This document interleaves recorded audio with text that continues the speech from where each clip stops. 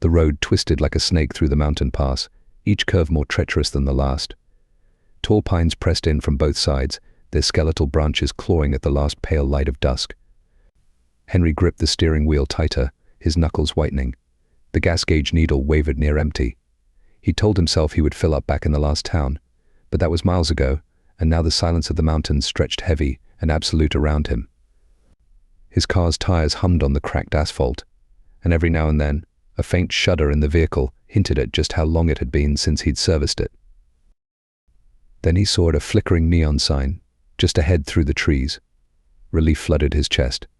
Thank God, he muttered, easing up on the gas as the sign resolved itself into the outline of a gas station.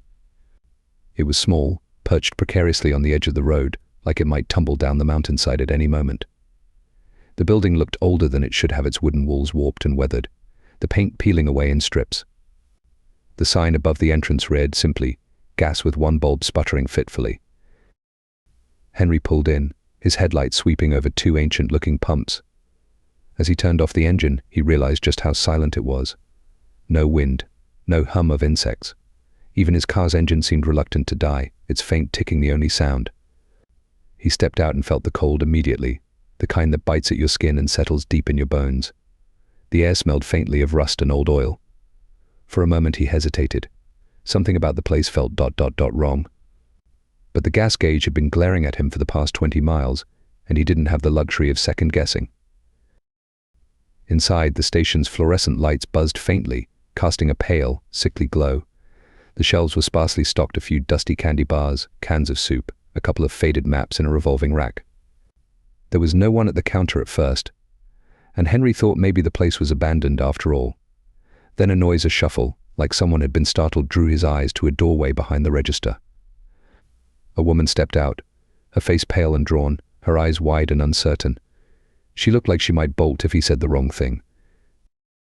"Hi," Henry said, trying to sound casual, though his own nerves were starting to spike.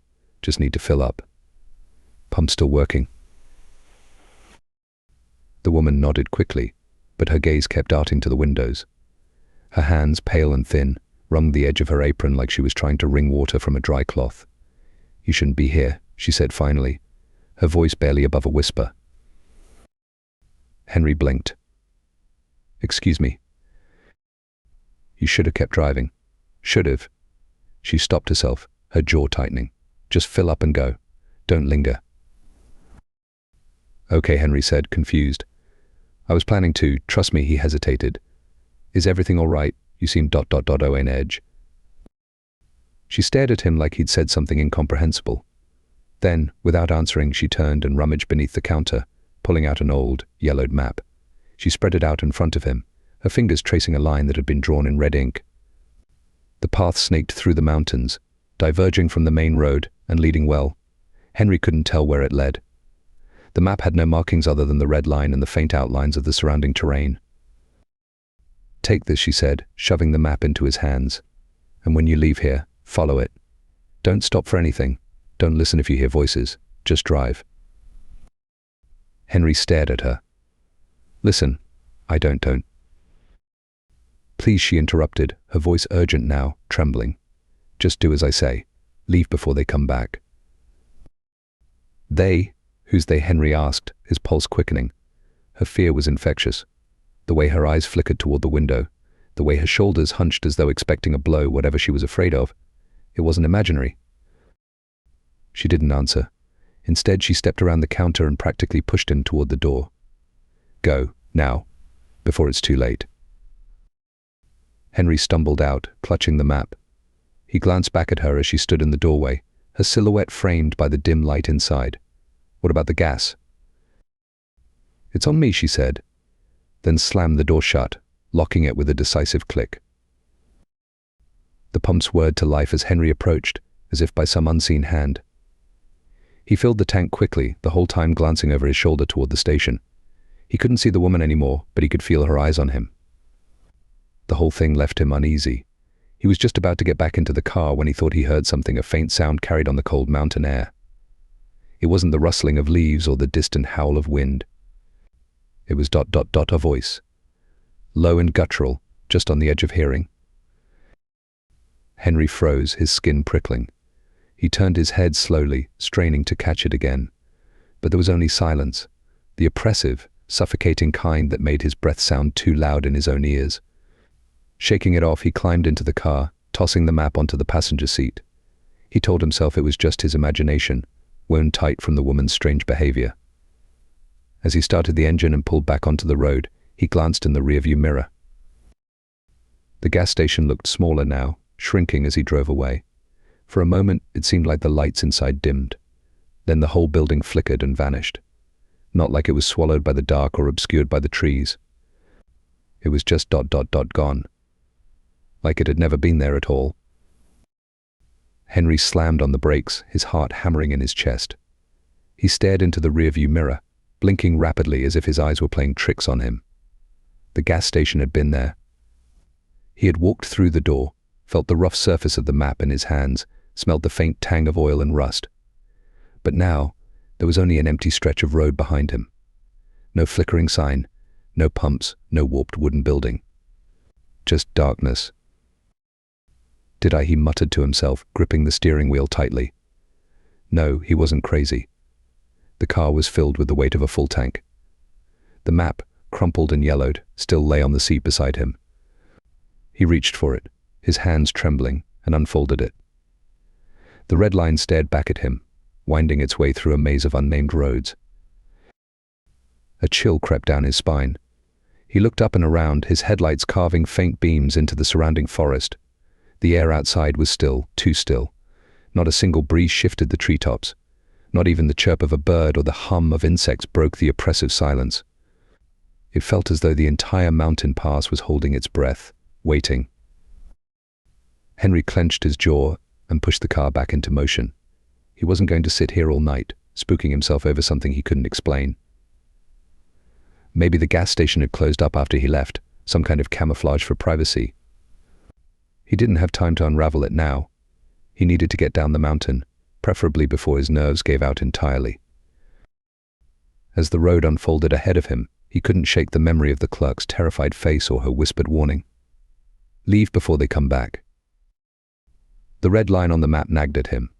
He hadn't planned to stray from the main road, but something about the woman's urgency gnawed at his mind.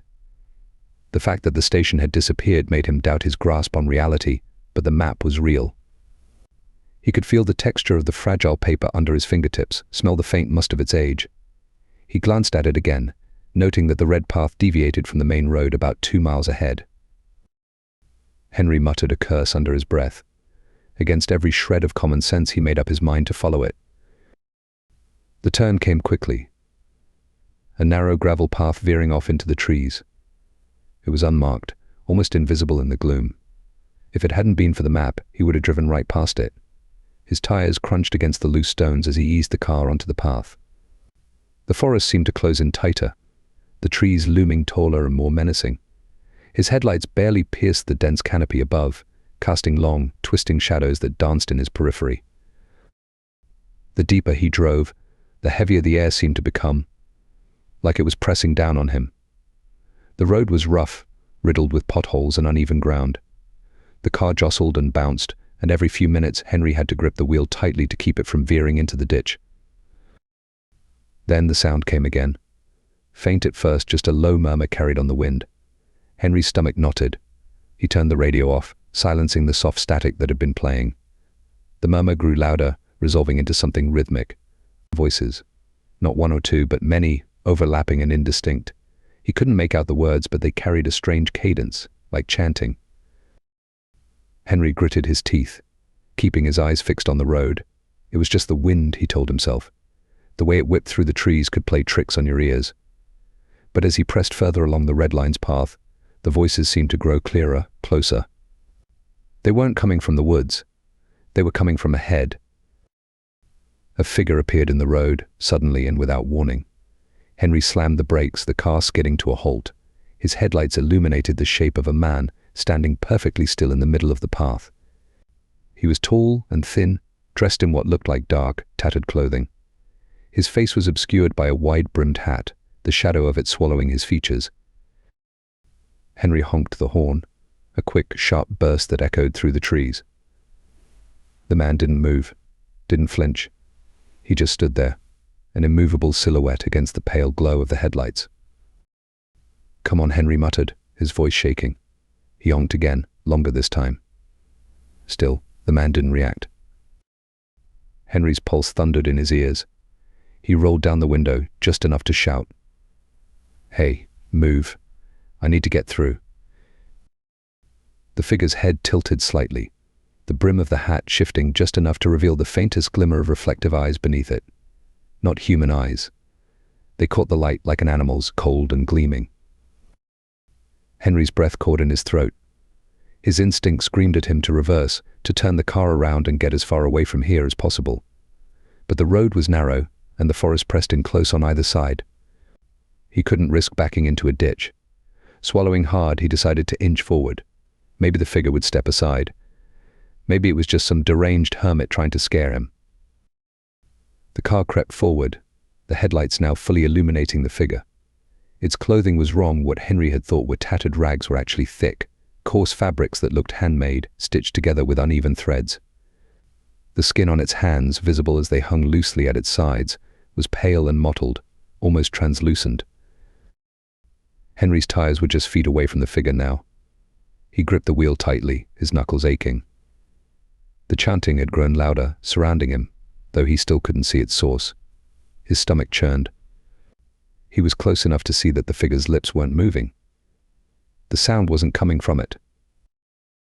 And then, with an almost lazy motion, the figure raised one hand and pointed, not at Henry but past him, back the way he'd come. Henry's chest tightened as the figure's outstretched arm seemed to loom larger in his vision, pointing an unwavering finger back down the road. The silent command chilled him to the core. His instinct screamed at him to obey, to reverse and speed back the way he'd come. But the woman's voice rang in his ears, her desperate plea to follow the red path and not stop for anything. He glanced down at the map, crumpled in his lap. The red line still snaked forward, deeper into the forest. "No," he muttered, his voice trembling. "I'm not turning around." He gripped the wheel tighter and pressed the gas pedal, determined to move forward. The car inched closer to the figure, the headlights now fully illuminating its unnervingly still form. Its skin was worse up close, thin and stretched tight over angular bones, the kind of texture you'd see on something long dead. The reflective eyes beneath the shadowed hat tracked him, unblinking, as though weighing his decision. Henry's tires bumped slightly as they passed the figure, and for one heart-stopping moment, he thought it might reach out, clawing at his window or ripping the door open. But it didn't. It remained planted in the road, its arm still pointing behind him, its head tilting slightly as his car rolled away. He didn't dare look back. The chanting grew louder as he drove, filling the car's cabin like a swelling tide. It wasn't coming from the road ahead or the forest, it was coming from everywhere, bleeding into his thoughts, a discordant hum that made his temples throb. His hands were slick on the steering wheel, his breaths coming shallow and fast. The trees seemed to crowd closer now, their twisted branches clawing at the sky like skeletal fingers. The road narrowed further, its edges crumbling into dark ravines on either side. The map trembled in the passenger seat, as if vibrating with its own energy. Henry glanced at it, startled to see that the red line was no longer just a line. It pulsed faintly, like blood coursing through a vein.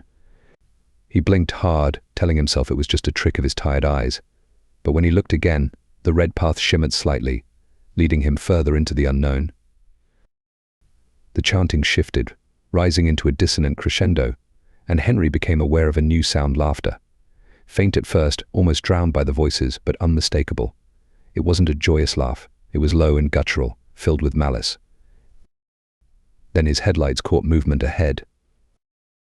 Another figure, standing in the middle of the road. No, not just one.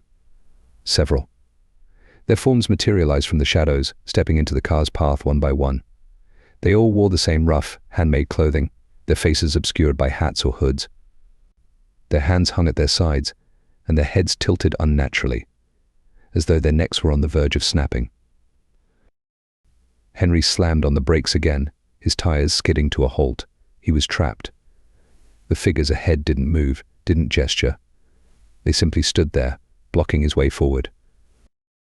"God damn it," Henry muttered, his voice cracking. He threw the car into reverse, glancing into the rearview mirror, His stomach dropped. The figure he had passed earlier was there, standing in the road behind him. Its arm was no longer pointing but hanging limply at its side. Still, its eyes gleamed in the mirror, locked onto him with an intensity that made his skin crawl. Panic surged through him. He couldn't go forward, couldn't go back. The chanting and laughter seemed to press against the car like a physical weight, vibrating through his chest and rattling his teeth. The map on the seat flickered again, the red path glowing faintly. Henry grabbed it, his hands shaking. The line still stretched forward, but now the pulsing seemed stronger, as though it was urging him onward.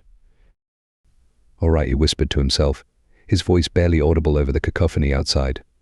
"Forward it is." He tightened his grip on the wheel and pressed the gas pedal. This time he didn't hesitate. The car surged forward, straight toward the group of figures blocking the road. They didn't move. Henry's heart raced as the car closed the distance, his headlights illuminating every grotesque detail. Their faces, or what passed for faces, were pale and hollow, their mouths fixed in unnervingly wide grins that stretched far too high, splitting their skin. Their eyes glinted like shards of broken glass, reflecting the beams of his lights. Just as he braced for impact, the figures dissolved into shadows, their forms dispersing like smoke in the wind.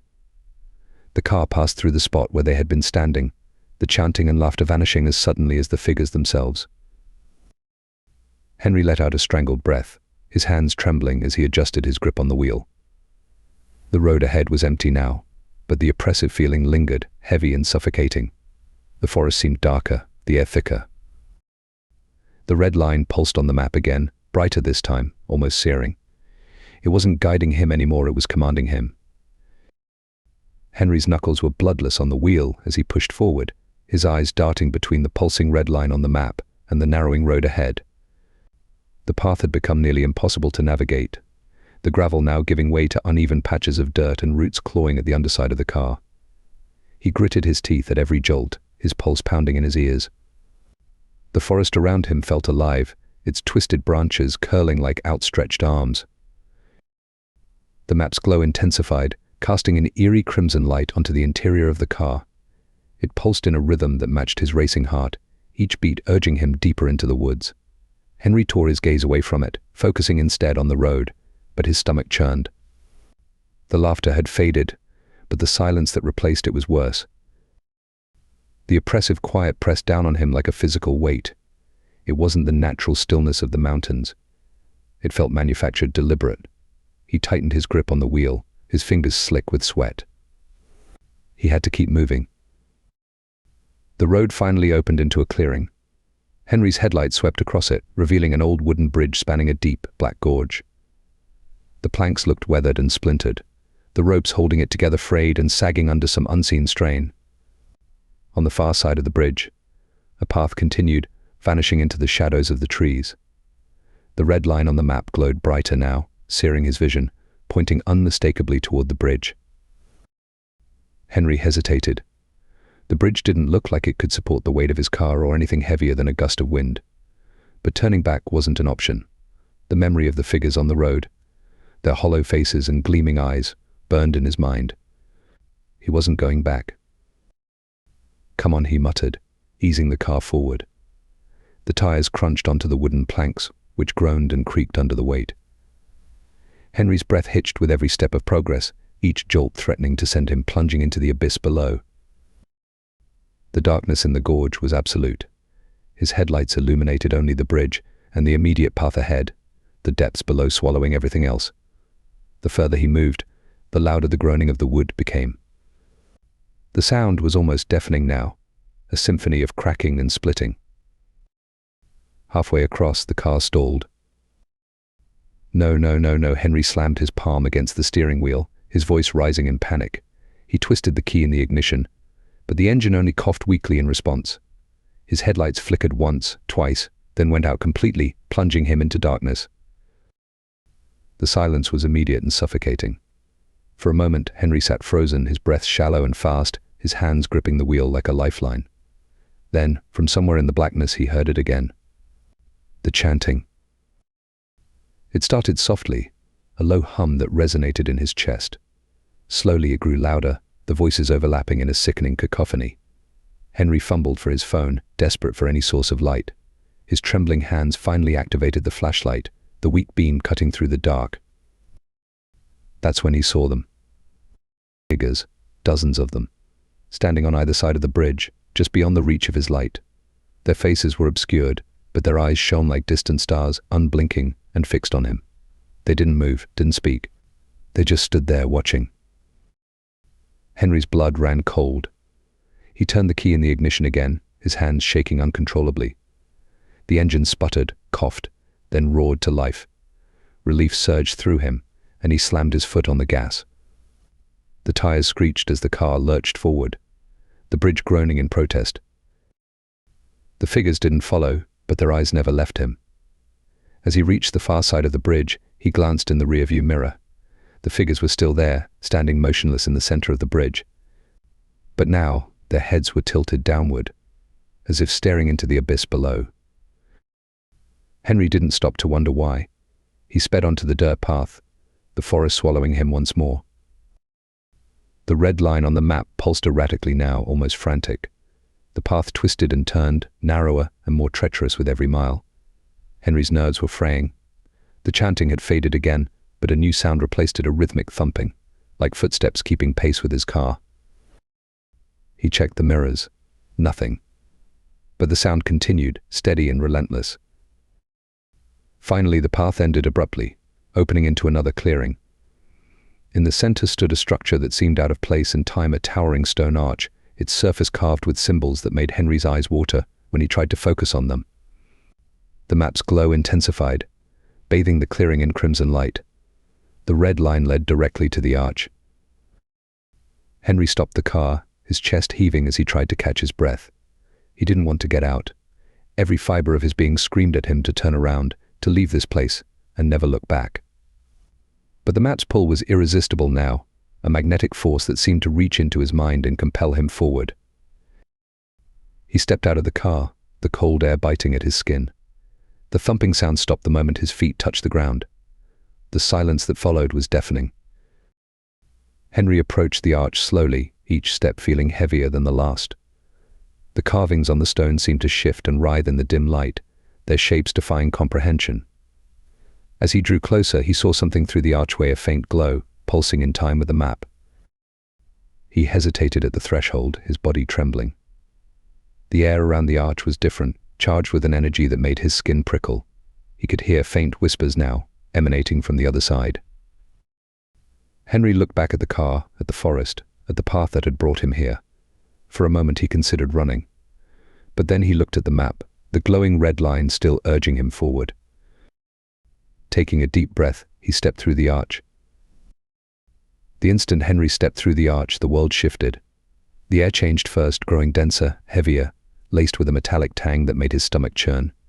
He blinked, trying to adjust to the dim glow emanating from all around him. The light was unnatural, a pulsating red that seemed to come from nowhere and everywhere at once.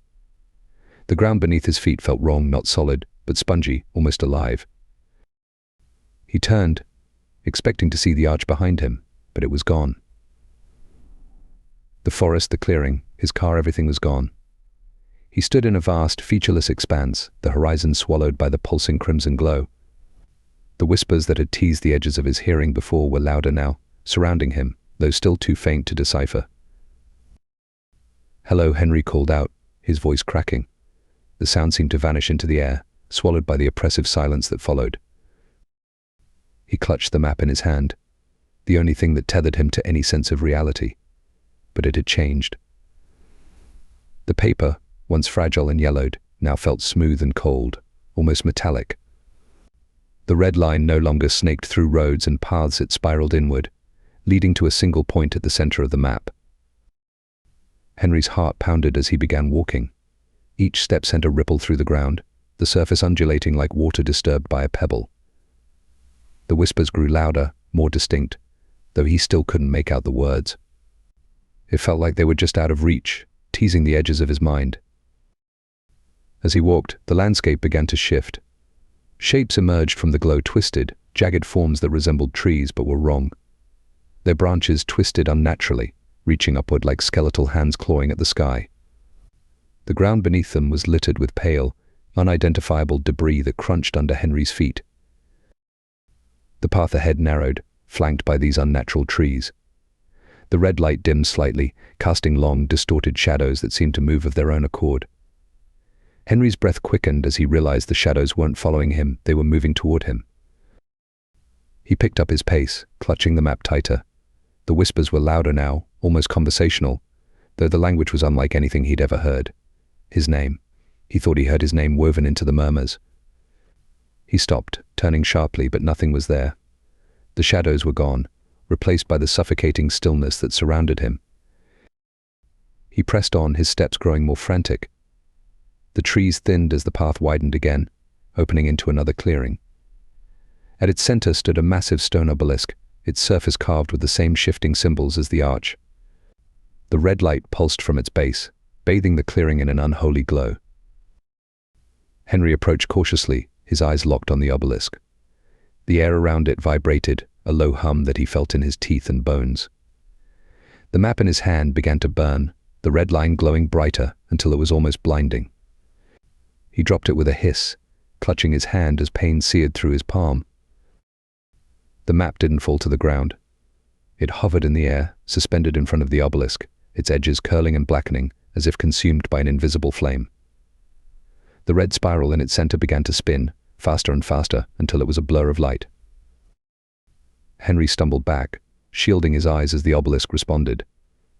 The hum grew louder, rising into a deafening roar. The symbols on its surface pulsed and twisted, their lines bleeding together until the entire structure seemed to writhe. Then, without warning, the light from the map exploded outward, engulfing the obelisk and Henry along with it. He was weightless, tumbling through an endless void. The whispers became screams, a cacophony of voices that tore at his mind. Flashes of images assaulted him, faces he didn't recognize, places he'd never been, things that couldn't possibly exist. When he hit the ground, the impact knocked the air from his lungs. He gasped, clutching at the dirt beneath him. Dirt. Solid ground. He blinked, his vision swimming as he struggled to focus. He was back in the clearing. The obelisk was gone. The map lay in front of him, charred and lifeless. The road behind him was empty. The car, the bridge, even the arch were gone. The forest around him was silent again, but it wasn't the same silence as before. This was a silence filled with waiting, watching. Henry staggered to his feet, clutching the useless map. He didn't know where he was or how to get back to the road. All he knew was that something had changed. Something had followed him back. Henry's legs wobbled as he stumbled forward, each step sinking slightly into the soft, loamy soil of the clearing. The map in his hand was no longer glowing or pulsing, but its surface had transformed into something unrecognizable. The red line that had once guided him was now a jagged tear through the paper, like an open wound, and the rest of the map was blank, as though the land itself had vanished. He turned in a slow circle, his eyes scanning the clearing for any sign of direction. The trees loomed taller now, their twisted branches forming an impenetrable canopy above, blocking out the moonlight. The darkness was suffocating, pressing in on him from all sides. Then came the first sound. It was faint, barely audible over his own ragged breathing. A soft, wet squelch, like something dragging itself across the ground. Henry froze, his ears straining to locate the source. The sound came again, closer this time, followed by a low, guttural clicking noise that made the hairs on his arms stand on end. He turned toward the noise, his flashlight trembling in his hand. The beam of light barely pierced the oppressive dark, but it was enough to catch a glimpse of movement, a shadow shifting at the edge of the clearing, just beyond the reach of the trees. "Who's there?" Henry called, his voice hoarse. The clicking noise stopped. The silence that followed was worse, a void that made his chest tighten. Henry's fingers fumbled for his phone, desperate to call for help, but the screen was blank, no signal. No power, just the black mirror of his reflection staring back at him. The sound resumed, louder now, more deliberate. Whatever was out there was moving closer. Henry stumbled backward, his flashlight flickering. He swept the beam across the clearing, his heart pounding as he searched for an escape. Then he saw it. At first it was just a shape, indistinct and hunched, its edges blurred by the dim light. But as it stepped into the clearing, its form became clearer, and Henry's breath caught in his throat. The thing was tall, too tall, its gaunt body wrapped in tattered fabric that clung to its skeletal frame. Its skin was an unnatural grey, stretched tightly over its bones, and its face. Its face was a void, featureless except for a gaping hole where its mouth should have been. The hole pulsed and quivered as it emitted the clicking sound, a grotesque mimicry of speech. Henry took a step back, his knees threatening to give out. The creature tilted its head, its body twitching unnaturally, like a marionette with tangled strings. It raised one long, spindly arm and pointed. Not at him, but at the map in his hand. The map began to glow again, faintly at first. Then brighter, the red tear splitting wider. Henry stared at it in horror as the tear seemed to bleed, dark streaks spreading across the paper like veins. The creature let out a low, guttural noise, its mouth hole widening as though in anticipation. "No," Henry whispered, shaking his head. "No, no, no." He turned and ran, the flashlight bouncing wildly in his hand. The forest closed in around him, the trees seeming to shift and writhe as he stumbled through the undergrowth. The sound of pursuit followed him, the wet squelch and clicking growing louder with every step. The ground beneath his feet became uneven, roots tangling around his ankles and threatening to trip him. He didn't dare look back, but he could feel the thing behind him, its presence a weight on his back. The forest seemed endless, an unbroken labyrinth of shadow and noise. Just when he thought he couldn't run any farther, he burst into another clearing. This one was smaller, ringed by ancient stones that jutted from the ground like broken teeth. In the center stood a single object, the gas station sign, its neon letters flickering faintly. Henry skidded to a halt, his chest heaving as he stared at the sign. It was rusted and warped, the glass tubes leaking faint wisps of smoke. The word gas flickered weakly, the S barely holding on. The clicking noise stopped. Henry turned, his flashlight shaking as he swept it across the clearing. The creature was gone, the forest silent once more. But the unease didn't leave him. He approached the sign cautiously, his eyes scanning the stones for any movement. As he got closer, he realized the ground around the sign was scorched, the grass blackened and brittle. The air smelled of ozone and decay, a pungent mix that made his stomach churn. The map in his hand burned hotter now, the tear widening until the paper crumbled to ash. The sign flickered one last time, then went dark. And then, from behind him, a voice. "Why didn't you leave when you had the chance?" Henry spun around, his flashlight catching the face of the gas station clerk. But she wasn't the same. Her skin was pale, her eyes hollow, and her mouth twisted into a grimace of despair. "You were supposed to follow the map," she said, her voice trembling. "You were supposed to escape." "I tried," Henry shouted, his voice breaking. "I don't understand. What is this place? What's happening?" The clerk's gaze shifted past him, her expression darkening. "They're coming," she whispered. "And now it's too late." Before Henry could respond, the ground beneath him began to shake. The stones around the clearing pulsed with the same crimson light as the map, the air vibrating with an otherworldly hum. The shadows at the edge of the clearing came alive, twisting and coalescing into towering shapes. The clicking noise returned, louder and more aggressive, echoing in his ears. Henry backed away, his heart pounding as the creatures emerged from the shadows, their faceless heads turning toward him in unison. The last thing he heard was the woman's voice, soft and filled with sorrow. "You should have left before they came back." And then the light went out.